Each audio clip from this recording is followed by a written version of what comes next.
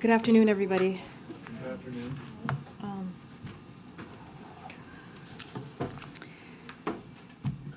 The President was briefed this morning on the troubling reports that Evan Gershkovich has been detained in Russia.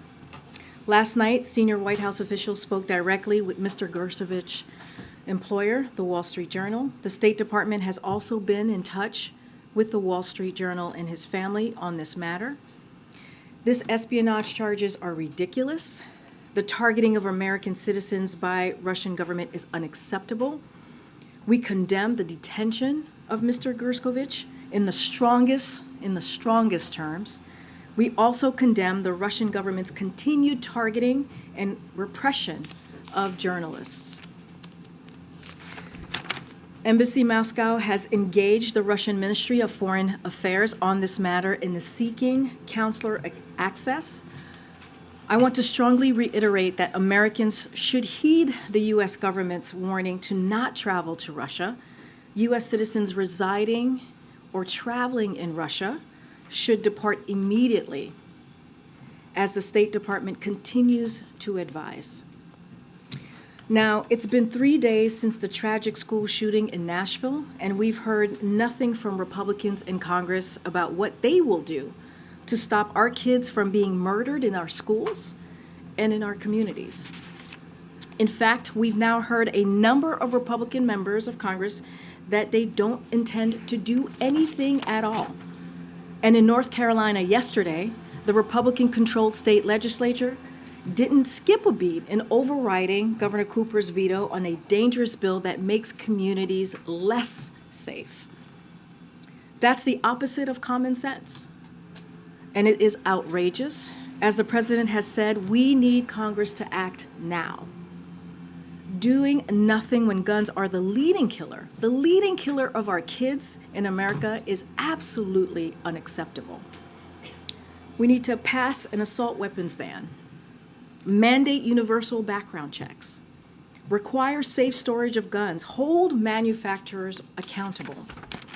These are just common sense policies with broad public support, and Republicans owe answers to the American people about why they won't protect our kids. They owe answers to the Nashville families who lost their 3 kids, the 9-year-olds. They owe answers to Uvalde, the parents of Uvalde, 19 kids. They owe answers to the people in Buffalo who, like every other American on a Saturday, went to the grocery store. They owe answers to them and their families, that community. Again, this is completely unacceptable, and we need to do everything that we can to protect our communities and to protect our kids. As you all know, tomorrow, the President and the First Lady will travel to Rolling Fork, Mississippi. They will visit with first responders, state and local officials, and communities impacted by the recent devastating storms. They'll survey recovery efforts and reaffirm their commitment to supporting the people of Mississippi as long as it takes. As you know, President Biden spoke with Mississippi Governor Tate Reeves and members of the Mississippi delegation over the weekend. The president also approved an expedited major disaster declaration for Mississippi and ordered federal funding be made available to support emergency response efforts. Secretary Mayorkas and FEMA Administrator Deanne Criswell were also on the ground over the weekend, and we'll certainly have more details on the trip before tomorrow. Finally, we are heartbroken over the tragic loss of 9 brave service members. Our hearts and our prayers go out to their families during this very difficult time, as well as those who served alongside them at Fort Campbell. The men and women of the 101st Airborne Division represent the best of our nation, and play a critical role in our security. We will always honor our commitments to our service members and their families, and we stand with all who are grieving in the wake of this terrible, truly terrible accident. And with that, Colleen, you want to kick us off? Sure.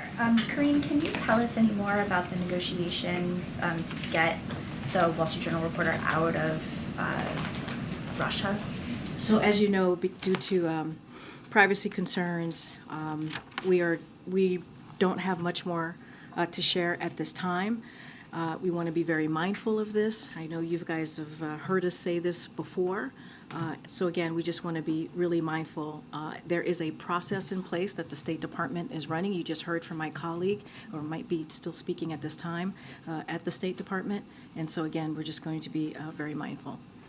On another topic, on the Republican-led measure to end the COVID emergency, the White House had initially signaled opposition to the measure, prompting House Democrats again to oppose it, and then once it went to the Senate, the president said that he wouldn't oppose it. So I wondered, why is the White House signaling opposition again and then coming back around and changing minds?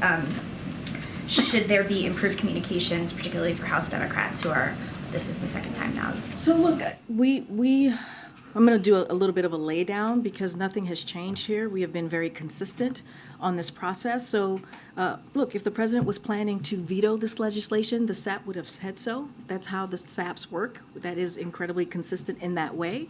And certainly members of Congress know that. They understand how that works, how that process works as well. But that being said, the SAP was issued in January for 2 bills that would have lifted both the public health emergency and also the national emergency immediately, which, as you know, we oppose. We were very public about that. The bill that just passed would only lift the national emergency, which doesn't impact Title 42 or COVID authorities like for testing and for treatments. We are in a different place and time than we were in January, so that is something that you all know and have reported. We've been winding down authorities over the last 2 weeks, over the last 2 months, and the national emergency lifting just a few weeks before the public health one will not impact our efforts to do so in an orderly way. And that's what we've been very clear about when we talk about Title 42, making sure that we do that process in an orderly way.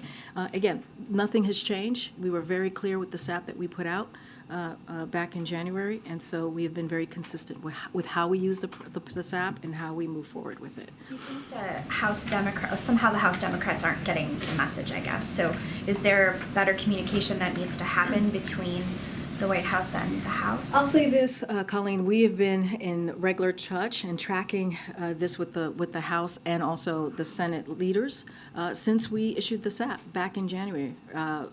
And that was, we've always been very clear with them as far as early as January. Look, the president's not going to veto a bill. It will say, if a president's going to veto a bill, we'll say it in the SAP. And that's how SAP works, and we've been very consistent in this past 2 years. I'm going to go ahead to Lucy. I just want to let you know we are thinking about your colleague, and clearly he's in our thoughts. And so I'm going to give you the second question. Thank you, Corinne. Can you tell us anything about the president's reaction to the detention of Evan Gershkovich? And has the president engaged with state on next steps or reached out to the family at all? So I will tell you that, as you all know, as I mentioned in my statement, the president has been briefed. He learned about this during the presidential daily briefing with his national security team and advisors who normally provide the daily briefing. I don't have anything else to share outside of that. And are you concerned at all? And obviously, this is the first detention of a U.S. reporter on espionage charges in a very long time. Do you think this marks a turning point or a new low for the relationship with the U.S. and Russia? So look, we don't have any specific indication that journalists would be targeted. As we know, this is incredibly, sadly common for Russia to detain Americans, and that's why we've been very clear about Americans not going to Russia. It is not safe for Americans right now in Russia. It is a level 4. My colleague at the State Department spoke to this just moments ago. Again, we're going to continue, the State Department is going to continue to reiterate that. It is not safe at this time to be in Russia or to travel in Russia. Okay, thank you. In regards to the Wall Street Journal reporter being detained, would the administration call this a hostage situation? Same. I mean, he's being detained, and we have been very clear. There's no reason to believe that those charges are accurate. The espionage are accurate. I don't want to speak beyond that. And certainly we will have more information when we get it. There are privacy concerns, so we just want to be very mindful on how we speak about this. And John Kirby mentioned this earlier. This is not a new tactic Yeah. from Putin and Russia, but this is the first time we've seen Russia detain an American following the prisoner swaps that secured the release of Trevor Reed and Brittany Griner. Is there a concern here at the White House that if the U.S. continues to engage in prisoner swaps, Russia will be emboldened to detain Americans as leverage? So look, detaining Americans, as my colleague said, my NSC colleague said, is a tactic Russia has used for a long time. It is nothing new. When you think about Paul Whelan, you think about Trevor Reed, they were taken prior to the prior administration, under the prior administration. And so, as you all know, we're still working very hard to bring Paul home. That is something that we are committed to. You heard that from the president. You heard that from the Secretary of State. You've heard that from my colleagues at NSC. And so right now, our best tool to prevent this is to make sure that we are discouraging anybody to travel to Russia, and we will continue to be clear about that. But again, this is a tactic that they have been using for some time now. Does this complicate Paul Whelan's situation? Look, as you know, those conversations are incredibly sensitive, and so we're going to be very mindful. We are still very much committed in bringing Paul home. He was wrongfully detained. We have been very clear about that, but not going to get into details on those conversations. Yep. And last one, is the administration reaching out to others for support? For instance, Governor Bill Richardson, who's been involved in other releases before. Is that something the administration I don't have any outside conversations to speak to. You heard directly from the State Department. This is something, when it comes to these types of events, that the State Department runs and leads. So I will, and also with our NSC team here, so I will leave it to them to speak to that. Thank you.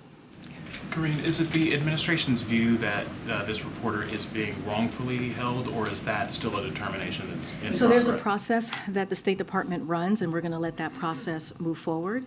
So I'm not going to get beyond that. Okay, and then another topic. Do you have any response to the article that was written by Senator Joe Manchin, where he particularly the conclusion that he made that the administration is improperly putting the Inflation Reduction Act measures into place right So now? let me just first say we have a respectful, a productive relationship with Senator Joe Manchin, and we are very proud of the Inflation Reduction Act and our shared goals and values that the President signed into law, as you know, this past summer, and a couple of things that we are incredibly proud of: promoting America's energy security, strengthening supply chains, creating good-paying manufacturing jobs, and investing in energy communities and towns across America that have been left behind. You hear the President talk about building an economy from the bottom up, the middle out, and making sure no one is left behind. This is what the Inflation Reduction Act shows and proves. And so we're going to continue to work with Senator Manchin on those shared priorities and values, including reducing the deficit and the permitting reform, which are both part of the President's budget. Again, we are very proud of the work that we've been able to do with the Senator, and I'll leave it there. And finally, do you have any reaction to the federal judge striking down part of Obamacare, in particular the part about providing certain preventative care to people? Yeah, a couple of things. We do have some things that we want to put out there. DOJ and HHS are reviewing the decision made by the judge in Texas earlier today. But we want to be very clear. This case is yet another attack on the Affordable Care Act, which has been the law of the land for 13 years now. 13 years. In fact, as all of you guys know, the Supreme Court has upheld the legality of the ACA 3 times. They've had to do that 3 times in those past 13 years. And because of the ACA, you see 150 million Americans have access to preventative care like cancer and heart disease screenings. 60% of people use a preventive care service under the ACA every year. That's 60% of Americans across the country. Preventive care saves lives, it saves families money, and protects and improves our health. This case gets between patients and their doctors. That's what it gets. It gets involved in a decision that patients and their doctors should be making. It's yet another attack on the ability of Americans to make their own healthcare choices. Efforts to undermine this requirement are wrong, and they take us backwards, not forwards. So the administration will continue to fight to improve health care and make it more affordable for working families, even in the face of these attacks by these special interest groups that we see out there. Go ahead, Phil. Hey, Corinne. Just one on what happened with Russia, and then one on banking. But the first one, can you give any sense of when the administration was first informed that this happened, and then also what the timeline was for the first time you guys reached out to your counterparts in Russia to flag this as an issue as you pushed for consular access? So I don't have a specific timeline for you at this time. I can tell you that the president was briefed on this during his presidential daily briefing this morning. Besides that, don't have any specific breakdown on when the counterparts, when the State Department or NSC connected with their counterpart. But look, this is a priority for this administration. Regardless of whether someone has received a wrongful detention designation, the State Department seeks consular access for all Americans held abroad, and that's what we're waiting to do. That's what we're fighting for, to get that consular representation for Evan at this time. And then on the bank regulatory proposals that the president directed towards the banking agencies today, it was made repeatedly clear that you guys, that the agencies had the authority under law to implement those without any congressional legislation. If that's the case, and if you're attacking the former administration for rolling it back, why did it take until a crisis to decide that these are things that need to be done? Let me just say, unfortunately, the Trump administration regulators weaken many important common sense requirements and supervision for regional banks, like Silicon Valley Bank and Signature Bank, whose recent failures led to that. We have experts out there who have said those rollbacks were a cause of the recent bank failures. That's what we're hearing from experts out there themselves. So just want to be very clear. It's not just us who are saying that. That's what the experts as well are saying. So today, the president is urging the banking regulators to consider reforms that will reduce the risk of future banking crises, stronger liquidity and capital requirements, annual stress tests, living wills, and stronger supervision. So again, because of what we saw done by the Trump administration back in 2018, remember what happened in 2008 and what the Obama-Biden administration were able to do. They were able to strengthen some of those requirements, make it stronger, and the Trump administration rolled that back. And experts themselves say that because of those rollbacks that we saw in the Trump administration, it led to these recent failures. I understand that, but experts were saying that before the Silicon Valley issues as well, that this was potentially problematic, and you guys have been in office for more than 2 years. Why did you wait until now to send these suggestions? So a couple of things. Look, the Trump nominees had the supervision portfolio at the Fed for much of those past 2 years. So that's one reason. The second reason is the Fed Vice Chair Barr only arrived in July of 2022. That's another part of that. But I'm glad folks agree with the regulations and supervisions that need to be strengthened. That's what we need to see, and that's what the president has asked the bank regulators to do, and the Treasury Department, and that's what we're seeing today. And so the president is committed to make sure that we keep our banks resilient, and that's what you're seeing today. Corinne, we heard from we heard from Vladimir Putin's top spokesperson in Russia today saying that Evan Gershkovich was caught, in his words, quote, red-handed. Just from this podium to rebut that, can you say declaratively that Gershkovich never worked for and does not work for the United States government? Well, I just said the charge of espionage is ridiculous. We cannot, that is not accurate, and we find that incredibly ridiculous. And so we're going to be very clear about that. This is something that Russia has done all the time, many times before, right? Which is, has he ever worked for the United States government, or does he right now in any form, even to put it to bed? What I can say is the charges against him are ridiculous. We have been very clear about that. I'm not going to get into more specifics. We've been very clear in my topper, and I was very clear in my statement that those are ridiculous and they're not accurate. And right now we're going to do everything that we can to get more details and on the circumstances, and that's where we're going to be at this time. Let me ask you one other question, if I can, following up on a briefing that just took place across the river at the Pentagon. We heard from the Pentagon now that an additional 6 American service members were wounded, suffering TBI, traumatic brain injuries, as a function of those Iranian-backed, in the words of the White House, attacks on coalition bases in Syria right now.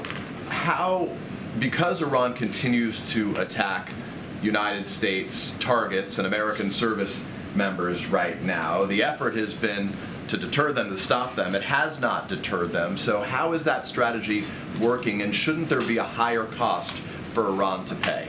So look, I'll say this. We have a variety of tools to protect U.S. personnel and deter attacks. We will use those tools. We work every day to protect our people and deter attacks. President Biden has taken a deliberate approach using a variety of tools to reduce risk to our personnel and make clear that we will hold anyone who attacks us responsible. And you've heard that from the president, you've heard that from the administration on down. The president will not hesitate to take action to protect U.S. personnel and interests overseas, and he will always take action at a time and place of his choosing, and that is the commitment that the president has to service members and to the American people. I want to defer to my colleagues, but just to push you a teeny bit on that, I recognize that that is his priority and his commitment, that he will do it at the time and place of his choosing, and the intention is to deter them. But clearly it hasn't deterred them, because it continues, as evidenced by us learning about 6 more Americans who were wounded during those attacks. So does there need, in simple terms, does there need to be a higher cost for Iran to pay? Look, again, we have a variety of tools that we can use here to protect our U.S. personnel and our U.S. and our U.S. Service members, and we're going to use them. And that's what we're going to do to deter these attacks. And so I will leave it there. We'll not get into specifics. Thanks, Grant. I wanted to ask why the Biden administration wants the FDIC to spare community banks from the special assessment to cover, the insurance deposits for Silicon Valley and signature banks. I mean, the default is that all banks pay. Why not broaden the base? So I just want to. Are you asking about a particular bank, in a particular bank here? No, I mean the Biden administration earlier was talking about the FDIC sparing community banks from the special assessment to cover the cost of insuring deposits at Silicon Valley and signature banks. Since the default generally is that all banks will pay to broaden the base, the FDIC does have some discretion, I understand. But I wanted to understand why is the administration encouraging that? So I'll say this, look, the DIF has more than enough to cover, right? Any Silicon Valley Bank and Signature Bank deposits that cannot be paid using funds from the banks or the sale of their assets. And the FDIC has said any losses that the DIF will be recovered by a special assessment on the banks, not the taxpayers. We think it's important to make sure that these community banks, these regional banks, are also put in a strong place, in a resilient as well. And so I'm going to leave it there. I'm not going to go into specifics onto what the FDIC is doing. That is something for them to make that decision. As you know, DIF is an important insurance fund that the big banks pay into, but I'm not going to get into specifics to their process. On immigration, if I may, Title 42 is coming, or the end of Title 42 is a few weeks away. A few months ago, before announcing some of the asylum changes, the administration was warning that illegal crossings could climb up to about 13,000 a day. Do those numbers or those concerns for those kind of numbers still stand? Or does the administration feel that with some of the changes involved that you guys have this under control? So one of the things that I talked about very recently is how the policies that the president has put forth recently are working. If you think about the parolee program, you think about Venezuela, Nicaragua, Haiti, and Cuba, it's down by more than 97%. And it's down by 70% for El Salvador, Guatemala, and Honduras. So what we're seeing is the president is using the tools that have been presented to him that he's able to use from the executive level without the help of Congress, Republicans in Congress who have gotten in the way and have not helped at all to deal with this issue. The program that he's put forth, we see them working. The data shows that. Now, is there more work to be done? Absolutely. That's why we are always asking Congress to act. The president, again, put forth a comprehensive immigration reform on day one. That's how seriously he took this issue, and they refused to come to the table. So there's a way to move forward and really deal with this issue, but Republicans in Congress refuse to do that. But again, the programs that we have put forth are working, and now we are moving forward, and DHS is moving a process forward to what it would look like once Title 42 is lifted. Just simply, does the administration feel prepared for the end of Title 42? Well, that is what DHS is working on. That is what their processes are going to show and be. As you know, it's going to be lifted on May 11th, and that is something that the president is looking towards DHS to make sure that we're ready to go by May 11th. Could I please follow up on that? Thanks, Greg. On Evan Gershkovich, has he been designated as wrongfully detained, and is Roger Karski's working on his case? So, first of all, there's a process that the State Department is running. We got to let that process go. My colleague at the State Department spoke to this already moments ago, so we got to let that process. We have to make sure that we get the information. The most important thing at this moment is to get a counselor to Evan, and that's what we're working on. There's actually a big push by the Foley Foundation and families of other detainees, those who believe their family members have been wrongfully detained abroad, for the Levinson Act to be reformed on Capitol Hill, to provide it with more resources, and for wrongful detainees to be designated more quickly. Is that something the administration supports? I don't have anything to share about the Levinson Act. What I can say is, and I said this moments ago, regardless of whether someone has received a wrongfully detention designation, the State Department it seeks counselor access for all Americans who are held abroad. That is a commitment that you will see from the State Department, and that is a commitment that you'll see from this president. And that's what we're working on right now for Evan. Thanks, Karine. Two questions. First, related to the president's trip to Mississippi, Rolling Fork is a city that is predominantly black, and the median income is $38,000. There are many communities like Rolling Fork that are, susceptible to these type of natural disasters caused by climate change. What does the administration say to these type of communities who are concerned that they could see the same type of devastation that we saw in Rolling Fork? So, look, we've been very clear. Our hearts go out to those families who lost so much. As we all know, it is unfortunately, one of the poorest areas in the country. And that is something that the president understands and that his administration understands. And I think it is important to also note that that's why the president's economic agenda is so important.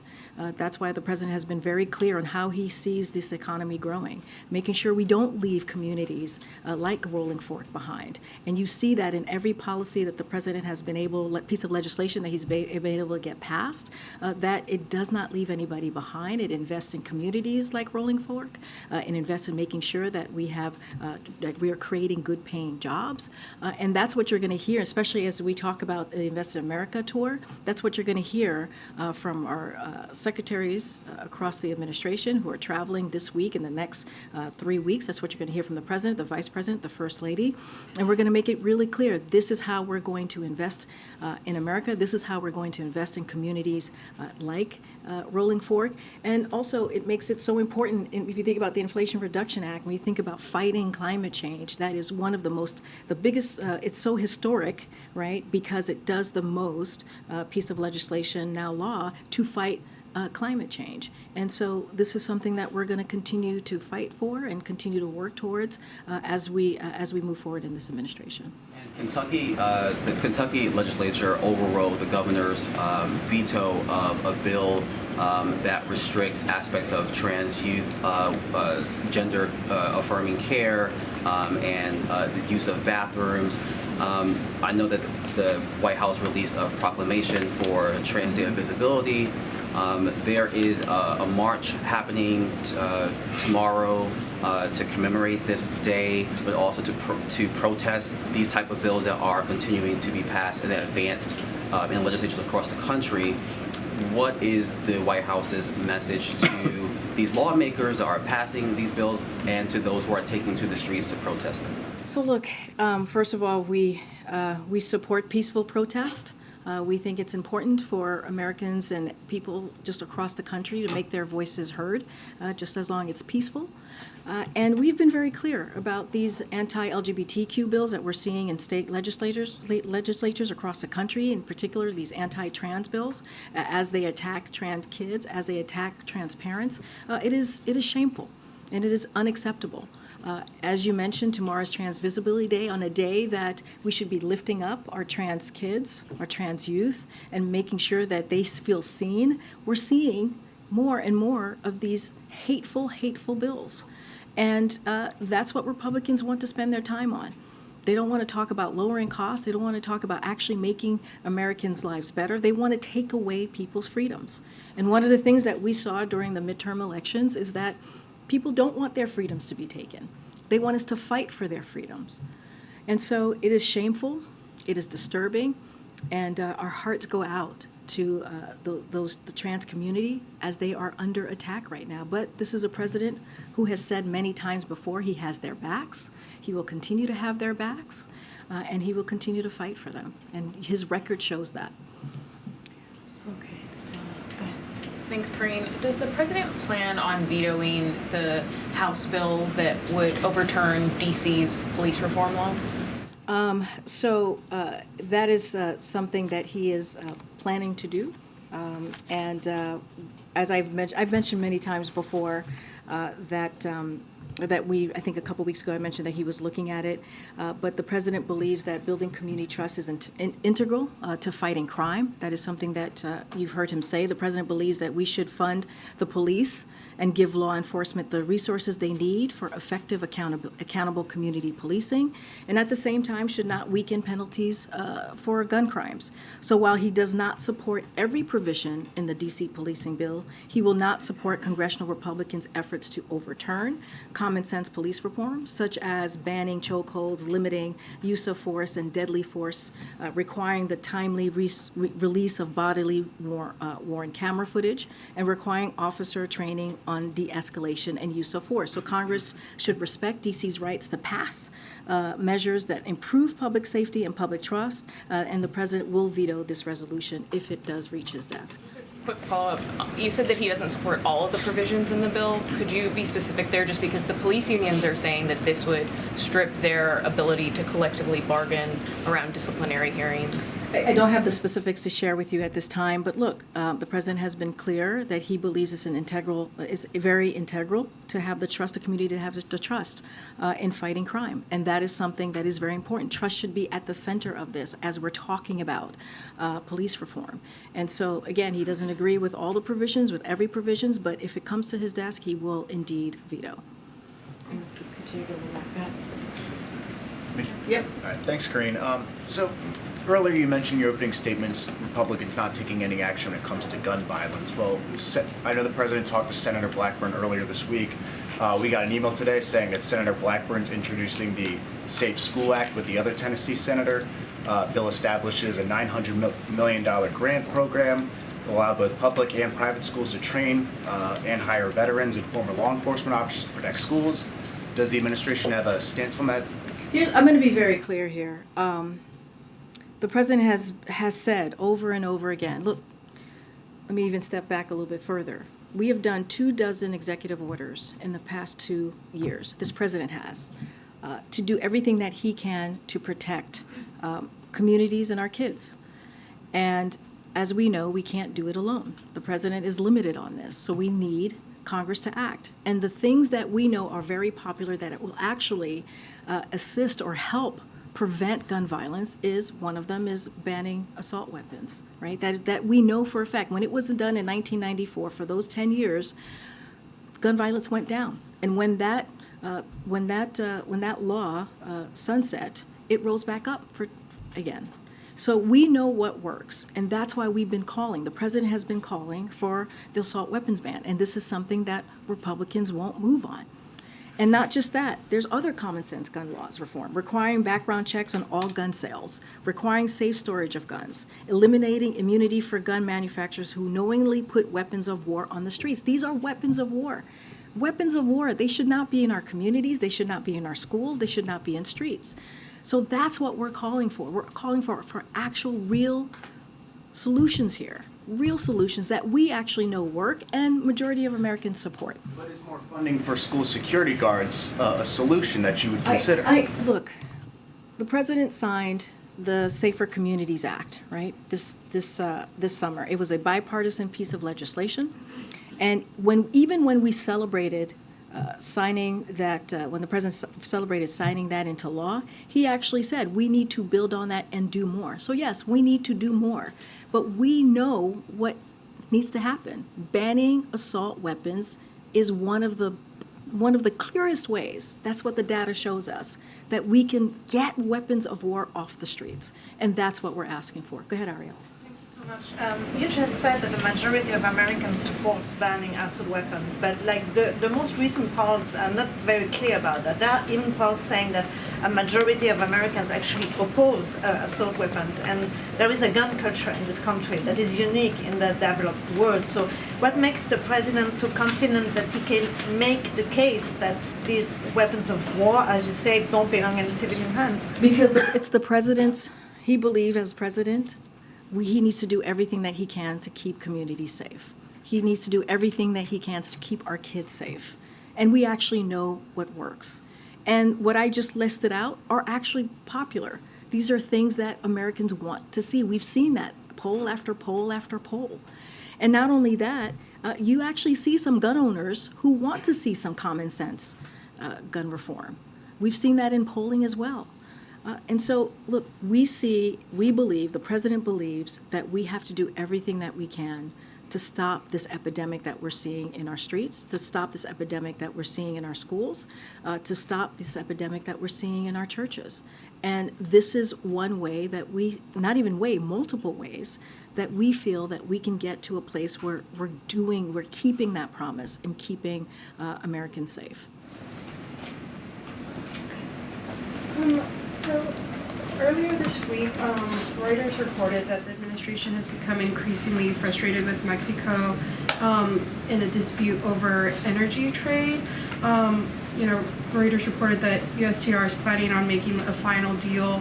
Is the U.S. prepared to use tariffs if Mexico won't budge? I don't have anything to share on that. I'm not gonna comment on. I guess more broadly, is the administration at all frustrated with Mexico, kind of over energy, kind of also, fentanyl? How are they working with Mexico in that sort of realm? And those are pretty big policy areas. I guess just where does the administration stand with Mexico right now? So look, the president was just in Mexico recently, back in January. You saw him at the summit with the president of Mexico, AMLO, and also the prime minister of Canada, and you saw them interact.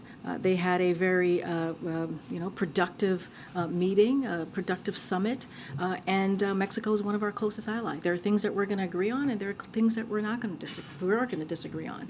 I don't have anything more to share on those specific items. What I can say is that, again, they are one of our closest allies, and we will continue to have a close relationship. Thanks, Breen. Yesterday we saw the First Lady in Nashville attending a vigil in the community that just saw this shooting take place. Does the president intend to also go to the community to meet with families and pay his respects? We don't have anything to share on travel to Nashville at this time. As you saw, the First Lady was in Nashville yesterday to mourn with the families, offer her condolences. She thought it was important to go and to be there with the family. This is something that she and the president has done far too often in the first 2 years. And the message that she sent, that we sent clearly to Nashville, is that we will be with them today, tomorrow, and the upcoming weeks. We know how difficult it is when a community deals with that type of devastation, gun violence devastation, and you never fully recover. And we will be with them for as long as it takes.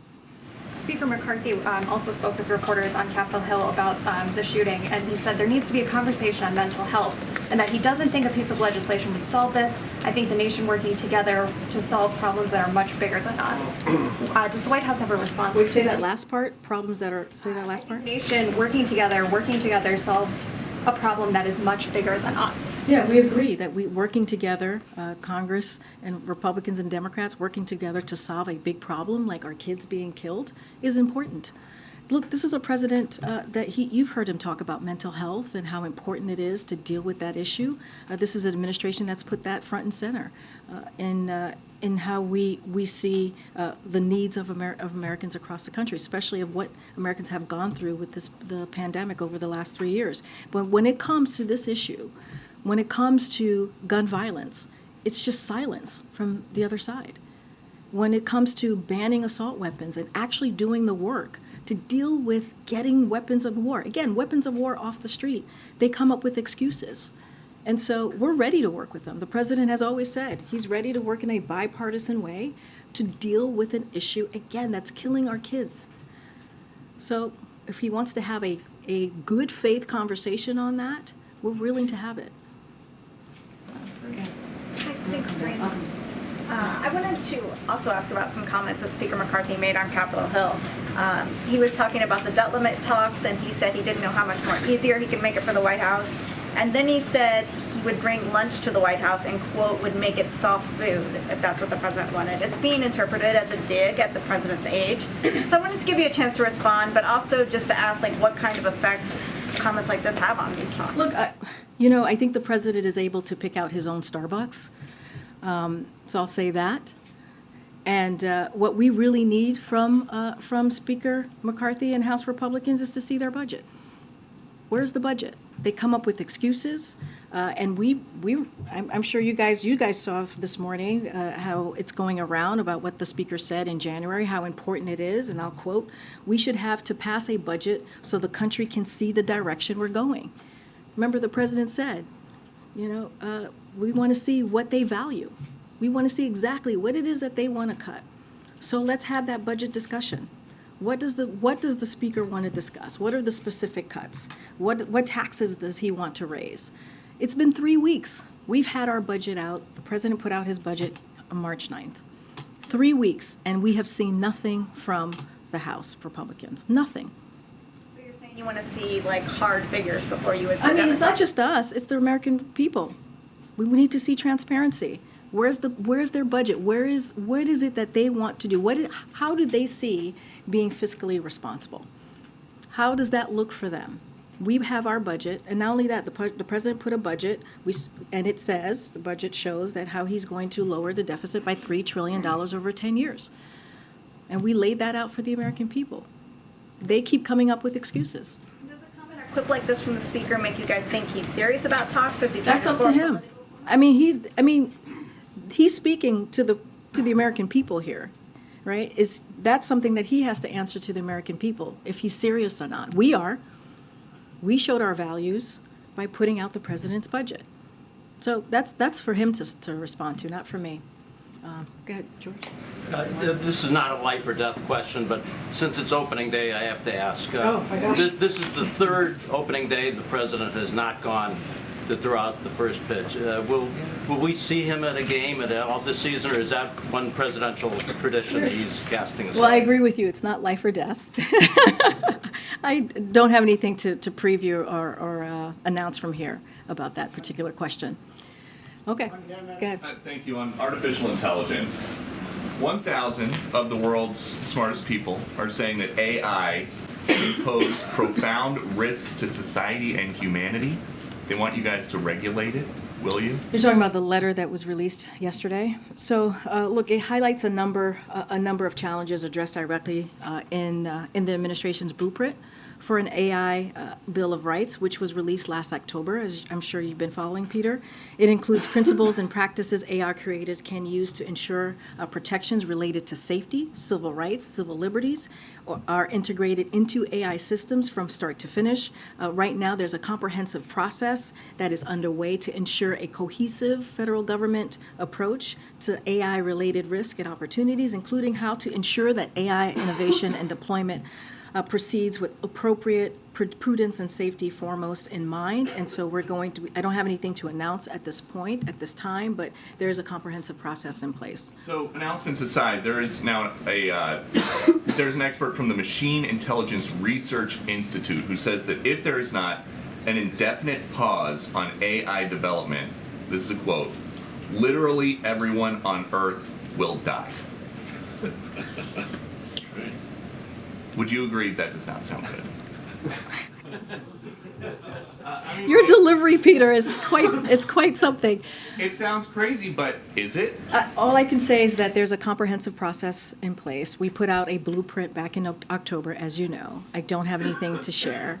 We have seen the letter. We understand what their concerns are.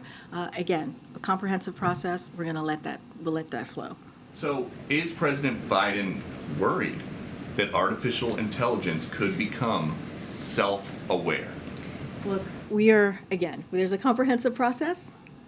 We are taking this very seriously. We put our blueprint out back in October. I just don't want to get ahead of our findings and what that's going to look like. But it is a cohesive federal government approach to AI-related risks, as you just laid out in a very dramatic way. But clearly, is there anything more dramatic? I mean, you just read it. Literally, everyone on Earth will die. Pretty dramatic. Pretty dramatic. We're going to move on. But thank you, Peter. Thank you for the drama. Go ahead. About Evan, sorry, a little more serious topic. You've said that you're pressing for consular access. I assume that means it hasn't been granted yet, and no one from the U.S. government has been able to be in touch. So I'm just not going to get into any specifics from here. All I can say, it is our commitment to any American who is someone who has received or not, who have not received wrongfully detention designation. That's what we're going to fight for. That is the thing that we're going to fight for, and make sure that they have a counselor. Of course, but just the language from here in the State Department has been that you're seeking it, so that the assumption would be that you haven't gotten it. Well, I'm just going to leave it to what you've heard from me, what you've heard from the State Department. I'm just going to leave it there. Have you summoned the Russian ambassador in for discussions? Don't have anything to share on that. And you were asked this a little bit earlier, but I just want to clarify.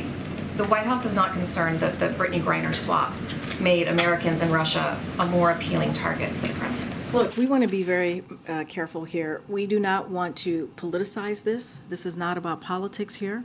As I said earlier, detaining Americans is a Russian tactic that they have used for some time now. And I mentioned this earlier as well to one of your colleagues. Paul Whelan and Trevor Reed were taken under the prior administration. And as you all know, we're working very hard to get Paul home. We are committed to getting Paul home. And our best tool right now is to protect Americans is prevention. That's why we've also been clear about not traveling to Russia and to leave Russia if you are currently an American and you're currently there. Russia is not a safe place for Americans. The State Department just also earlier said if there are Americans in Russia who want to leave, the State Department will assist in them leaving the country. And so that's what we're going to focus on, is prevention. And we should not be politicizing what is currently happening to Evan. Do we have any idea what precipitated this? I mean, I'm assuming he's been working there for quite some time. Do you have any idea about the motivations? Why now? Don't have any further information to share. Go ahead, JJ. Two questions, one on Tesla and one on Russian grain. Wondering if you have a reaction on these two news stories. Some new reporting from us that Tesla is looking to build an EV plant in the U.S. and its plans include a Chinese battery company. Any reaction on that one? I have not seen that reporting. I would have to check in with the team before I can respond. And then on Russian grain, any reaction to the news that U.S. crop traders are stopping some operations in Russia? Again, I would have to check with our team on that particular story about Russia grain and the U.S. companies connected to that. But thank you for the question. Hi, I have two questions. One about Colombia, but first a follow-up on Mexico about this report from Reuters. In July 2022, that's when the United States requested consultations with Mexico over the new energy policies. Do you have a sense of if these conversations are advancing, if there has been progress, or if there is a stalemate? Well, I'll say this. Our relationship with Mexico is very important. They are a close partner, one of our closest allies, right? Geography, as you think about that. But just don't have any updates on those particular conversations at this time. Thank you. And about Colombia, do you have any reaction to the attack by the ELN group to 9 government soldiers died and the attack took place yesterday. Has there been any conversations with the Colombian So government? we offer our condolences to the families of the 9 soldiers who lost their lives as a result of this attack. The U.S. condemns this attack against the public forces of Colombia and stands in solidarity with the government of Colombia. I don't have any conversations to read out at this time.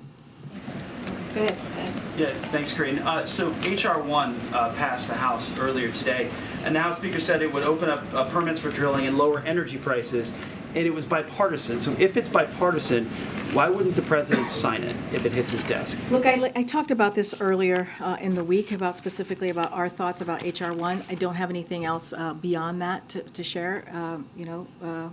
What I stated, I think 2 days ago stands. Just don't have anything else to share. On the debt ceiling, it's been 58 days since there was a meeting between the House Speaker and the President on the debt ceiling. We're talking about the full faith and credit of the United States. We're talking about a serious issue. Why not? Why doesn't the president just call for a meeting? You're right. We're talking about the full credit. Wait, let me answer. I heard your question. We are talking about the full credit of this nation, which is why we believe that Congress should not hold this up. It should be done without conditions. There should be no negotiations. Both Democrats joined Republicans the 3 times in the last administration to lift the debt ceiling. That's what should be happening. It is their constitutional duty to get this done. We should not be negotiating on the debt ceiling. We should just not be doing that. The president has been clear. Now, again, if Republicans in the House want to talk about the budget and how they see moving forward with the budget in a fiscally responsible way, we're happy to have that conversation. We've said it over and over again. It has been 3 weeks. Where is their budget? Show us the budget. They have not been able to do that. Again, 2 separate issues. The debt ceiling is something that is their constitutional duty to do on behalf of taxpayers, on behalf of the American people. They should get that done without conditions and without having to negotiate. Okay. Thank you. Thank you for taking my question. I have a question about the Taiwanese President Tsai. I understand the White House thinks this is not uncommon. This has happened 7 times before. But my question is that this is the very first time that Taiwanese President is meeting Speaker of the House on U.S. soil, who is the 3rd in succession of U.S. Leadership hierarchy. How do you explain that this is the same as things that happened before? Look, President Tsai's visit is going to be private and it's unofficial. So I'm not going to speak to who she's going to be meeting with. And so that is something for her office to speak to, the Taiwanese Authority to speak to, and for any of the congressional members. So I'm not going to speak to that. What I can speak to is that we see no reason for Beijing to turn this transit, which is consistent with longstanding U.S. policy and practice, into something that is not. They should not overreact. We have seen this happen, at least with this current president, 6 times. 6 times she has made this transit. There's been no change to our one China policy. It still stands. And again, there is no reason for China to overreact. Just a quick follow-up. Yeah. I understand that White House does not confirm there was a phone call between National Security Advisor Jake Sullivan and Wang Yi of China. I understand that. My question is that, and I also understand that White House does not issue a readout for every single call. My question is that what is the criteria when it comes to the White House that values the transparency so much that the ones that issue a readout and the ones that don't, in general? Well, let me just first say I'm not going to be confirming a call from here. I just want to be very clear. My colleague said this. My NSC colleague said this very thing at the podium yesterday. And yes, we do believe in transparency. But again, I don't have a call to confirm at this time. Thank you, Corinne. I have 2 questions. First, another readout thing. So the Vietnamese newspaper have been reporting that President Biden had a call with the head of the Vietnamese Communist Party. And we haven't seen White House release anything yet. Just, see if that call did happen and will there be a readout, because it's kind of a big deal. Let me just check with the team on that. I don't have anything further. Second question on Russia. Yep. So on April 1st, this Saturday, Russia is set to take out the presidency of this Security Council and the UN. does U.S. believe this is acceptable, and how are you preparing to deal with Russia's new presidency next year? So I do have a couple of things to say about that. We urge Russia to conduct itself professionally during its scheduled presidency in April, and for the Council to continue to continue its important work on a number of issues of peace, security across the world. That said, we expect Russia to continue to use its seat on the Council to spread disinformation and to try to distract from the attempt to justify its actions in Ukraine and the war crimes members of its forces are committing and its outrageous violations of the UN Charter. A country that flagrantly violates the UN Charter and invades its neighbor has no place on the UN Security Council. Unfortunately, Russia is a permanent member of the Security Council, and no feasible international legal pathway exists to change that reality. That is what we are living with currently. As unpalatable as it may be to see Russia presiding over the Council, the reality is this is a largely ceremonial position, which rotates to Council members month by month in alphabetical order, and that's what we're seeing in April. The United States will hold the Council presidency in August of 2023, which I'm sure you are tracking. Let's try and call out somebody I haven't called on before. Oh, one more? Okay, straight in the middle. Go ahead. Thanks, Greg. Thank you. Oh, weird. Oh. Thank you, Corinne. You guys decide. Thank you, Corinne. The president did express great happiness about the release of Paul Rusesabagina from Rwanda. Does he plan to meet with the hero of Hotel Rwanda, now just released from prison at the White House, anytime in the next 2 weeks?